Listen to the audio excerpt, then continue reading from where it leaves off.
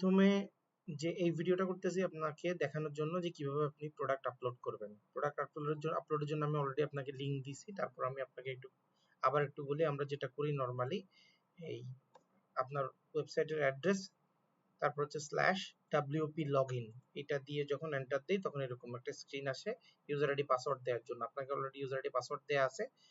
তারপর আপনি লগইন করবেন। লগইন করার পরে আপনার ড্যাশবোর্ড আসবে। ড্যাশবোর্ডে আসলে মূলত এখান থেকেই আপনি সবকিছু দেখতে এবং করতে পারবেন।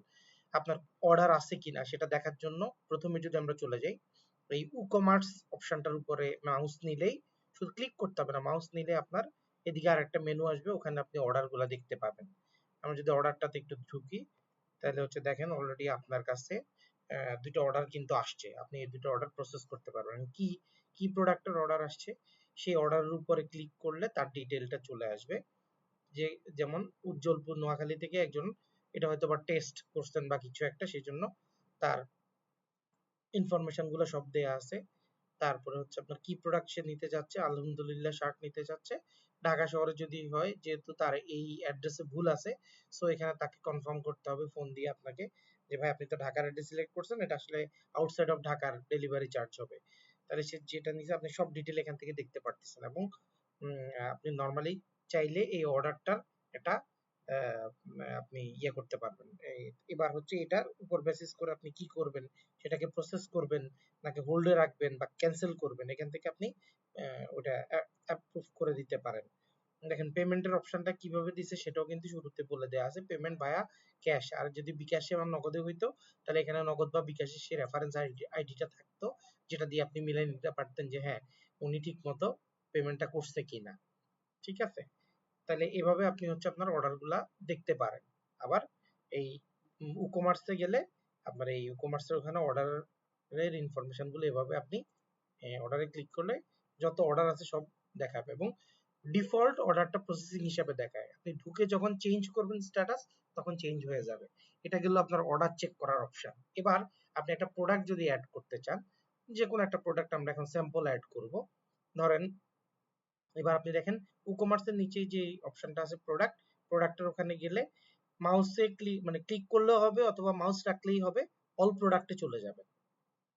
অল প্রোডাক্টে চলে গেলে এখানে আপনার যত প্রোডাক্ট আছে সেগুলাকে আপনি দেখতে পাবেন। এখন আপনি যদি একটা নতুন প্রোডাক্ট অ্যাড করতে চান, নরমালি আপনি নতুন প্রোডাক্টটা যখন অ্যাড করবেন, এখানে প্রোডাক্টের নামটা দিবেন যেটা উপরে টাইটেল থাকে। মানে আমি যদি আপনাকে এখন একটা যদি এখান থেকে দেখাই, তাহলে আপনি এই জিনিসটা ক্লিয়ার হয়ে যাবেন। ধরেন আমি গেলাম, আমাদের সাইটে গেলাম, সাইটে যাওয়ার পর ধরেন এই প্রোডাক্টটাতে যখন ক্লিক করব, এই যে এখানে প্রোডাক্টের যে নামটা দেখাচ্ছে, হ্যাঁ, এইটা দেখাবে হচ্ছে এই জায়গাটাতে। তাহলে আমরা লিখলাম, মনে করেন টেস্ট প্রোডাক্ট, এটা আমি আবার পরে ডিলিট করে দিব, টেস্ট প্রোডাক্ট ফর ওয়েবসাইট।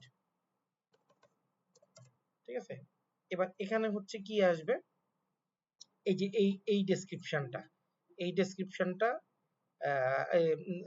না সরি, এই ডেসক্রিপশন না, এখানে হচ্ছে আপনার এখানে যেটা আপনি লিখবেন এটা হচ্ছে সব বড় ডেসক্রিপশন, মানে একদম একটা প্রোডাক্টের সবচেয়ে বড় অনেক পরিমাণ লেখা আপনি এখানে দিতে পারবেন। সো এখানে আপনি দিতে পারবেন, এখানে চাইলে ছবিও অ্যাড করতে পারবেন। ঠিক আছে, তাহলে প্রোডাক্টের নাম দিলেন, প্রোডাক্টের ডেসক্রিপশন দিলেন, এরপরে প্রোডাক্টের একটা ইমেজ সিলেক্ট করবেন। হ্যাঁ, এটা হচ্ছে কোন ইমেজটা, প্রথম যে ইমেজটা শো করবে, এই যে প্রথম যে ইমেজটা, এটা হচ্ছে প্রথম ইমেজটা, বা হচ্ছে আপনি যখন এই শপে যান, শপে গেলে প্রথম যে ইমেজটা আপনার দেখায়, এই ইমেজটাই হচ্ছে ডিফল্ট ইমেজ।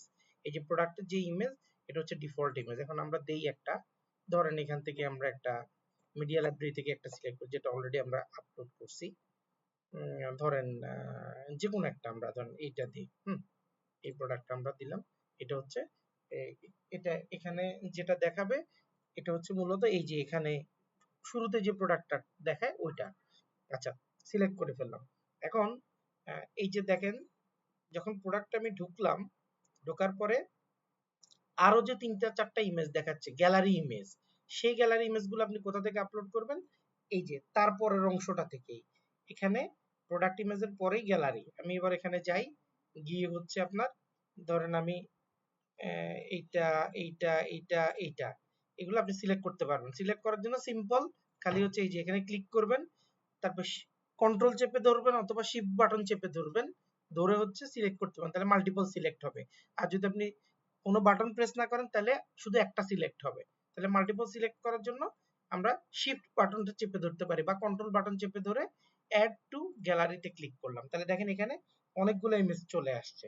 ঠিক আছে, তারপর আমার আর কাজ নেই, আর একটু নিচের দিকে চলে যাব, নিচের দিকে চলে আসবে, এখানে ক্যাটাগরি সিলেক্ট করতে হবে।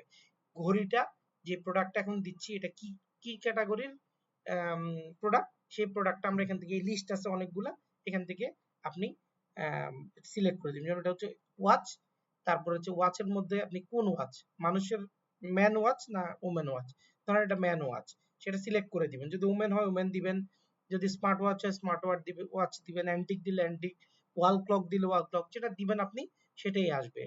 এভাবে সিলেক্ট করা আছে।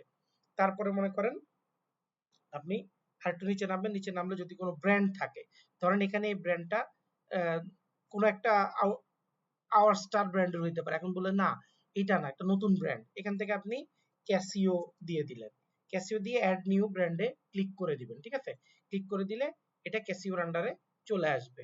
ঠিক আছে, এখানে আপনার কাজ শেষ, এদিকে আর কোনো কিছু নাই।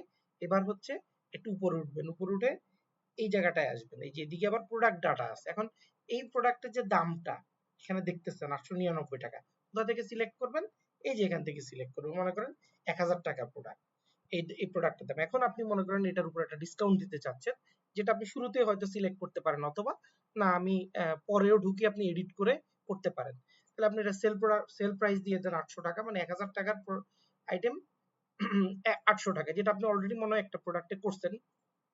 আমরা এখানে গেলে দেখতে পাবো এই যে এই প্রোডাক্টটা আপনি ওইভাবে করছেন, হয়তোবা 1299 টাকা মূল প্রোডাক্টের দাম দিচ্ছেন, এখানে 1299 দিচ্ছেন, আর যেটা ডিসকাউন্টেড প্রোডাক্ট 999 সেটা দিতে হবে এখানে। আর ইনভেন্টরিতে গিয়ে একটা কোড দিয়ে দিবেন, প্রোডাক্টের কোডটা আপনি দিলেন, মনে করেন এই যে এখানে যে কোড সিলেক্ট করছেন, আচ্ছা এখানে নাই, ধরেন আপনি একটা কোড দিয়ে দিলেন, যেমন ওয়াচ 001, এটা আপনার সুবিধার জন্য। আর অবশ্যই ইন স্টক এই অপশনটা দিতে হবে, মানে এই প্রোডাক্টটা আপনার স্টকে আছে। ঠিক আছে, তারপর হচ্ছে আপনি এখানে এই অপশনটা অবশ্যই দিতে হবে, নাহলে হচ্ছে আপনার মানে এই স্টক ম্যানেজমেন্ট মানে হচ্ছে আপনার কয়টা প্রোডাক্ট আছে, নাহলে দেখা যাবে আপনি একটা অর্ডার যখন কেউ কার্টে অ্যাড করে ফেলবে তখন আপনার এটা ব্ল্যাঙ্ক হয়ে যাবে, মানে স্টক আউট হয়ে যাবে।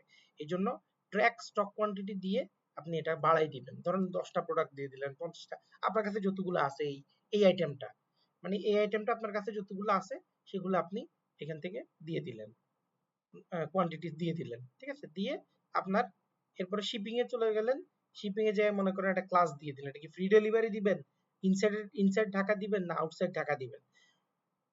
ধরেন আপনি বলে দিলেন যে প্রোডাক্টটার জন্য ফ্রি ডেলিভারি, তার মানে তার ডেলিভারি চার্জ দিতে হবে না, বলে না আমি সেটা শুধুমাত্র নো শিপিং ক্লাস দিয়ে দিব, তাহলে হবে কি আপনি অটোমেটিক ঢাকা হলে ঢাকা সিলেক্ট হবে, এই আউটসাইড ঢাকা হলে আউটসাইড ঢাকা হবে, বলে না শুধু আউটসাইড ঢাকা দিয়ে দিব, তাহলে আউটসাইড ঢাকা সিলেক্ট করে দিবেন।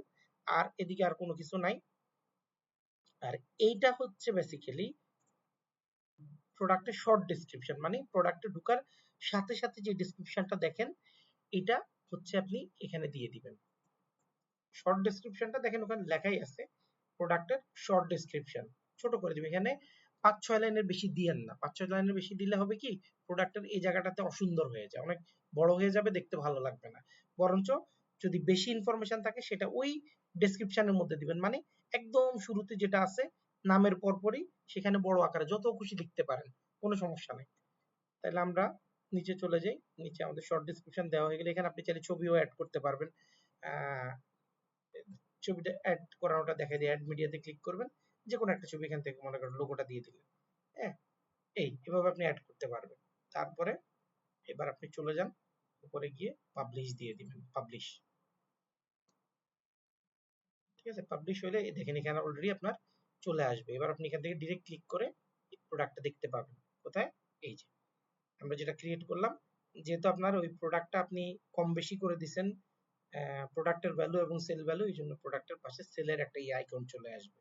আর ওই যে শর্ট ডেসক্রিপশন যেটা দিচ্ছেন ছবি সহ সেটা আসছে, লং ডেসক্রিপশন দিচ্ছেন আরো অনেকগুলো ছবি দিচ্ছেন সেগুলোও চলে আসছে, হ্যাঁ এই যে 10টা ইন স্টক সেটাও আসছে।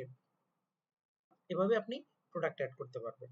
এখন আপনি যদি বলেন না আমি প্রোডাক্ট অ্যাড করব এবং আগের যে প্রোডাক্ট আছে সেটাকে আমি এডিট করব, যেমন মনে করেন এই মাত্র যে প্রোডাক্টটা আমি অ্যাড করলাম এটা আমার, এটা তো আসলে রং সিলেক্ট হয়ে গেছে তাই না, আপনি যেটা করবেন আহ, চলে যাবেন হচ্ছে অল প্রোডাক্টে, গিয়ে এই যে মাত্র যে প্রোডাক্টটা ক্রিয়েট করছি এটাকে আমরা চাইলে আপনি ডিলিট করতে পারেন, এডিট করতে পারেন, হ্যাঁ যে কোনো কিছু করতে পারেন চাইলে। এটাকে আমরা ধরেন এটা যেহেতু আমরা রাখবো না, আমরা এটাকে ট্র্যাশে পাঠিয়ে দিব, মানে ডিলিট করে দিব। সরি। এই এখন বেসিক্যালি আপনি চাইলে যে কোনো একটা প্রোডাক্টকে এখান থেকে ঢুকে এই যে এডিটে ক্লিক করলে প্রোডাক্টটা ওপেন হবে। ওপেন হলে আপনার যেখানে যেখানে চেঞ্জ করার দরকার আপনি সেখানে সেখানে চেঞ্জ করতে পারবেন। এই যে নাম চেঞ্জ করতে পারবেন একই রকম ভাবে যেটা দেখলাম আমরা।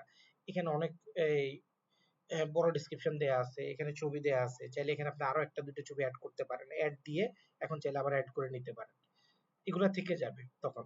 তারপরে মনে করেন এখান থেকে যে ক্যাটাগরি চেঞ্জ করে দিতে পারেন, যদি কোনো ব্র্যান্ড থাকে ব্র্যান্ড দিতে পারেন। তারপর হচ্ছে এখানে এসে এই যে প্রাইস আপনি কমাইতে বাড়াইতে পারেন, বা সেল প্রাইস দিতে পারেন, ইনভেন্টরিতে গিয়ে আপনি কমাই দিতে পারেন, বাড়াই দিতে পারেন, সবকিছু করে এই আবার একই রকম সব চেঞ্জ করে এসে যখন আপডেট দিবেন, আপডেটে ক্লিক করবেন তখন প্রোডাক্টের ইনফরমেশনটা আপডেট হয়ে যাবে। সো এভাবে আপনি প্রোডাক্ট আপডেট করতে পারবেন। আমি এই জন্য আপনাকে ভিডিওটা করে দিলাম যাতে আপনার জন্য সুবিধা হয়। তারপরে কোনো প্রশ্ন থাকলে আমাকে অবশ্যই বলবেন।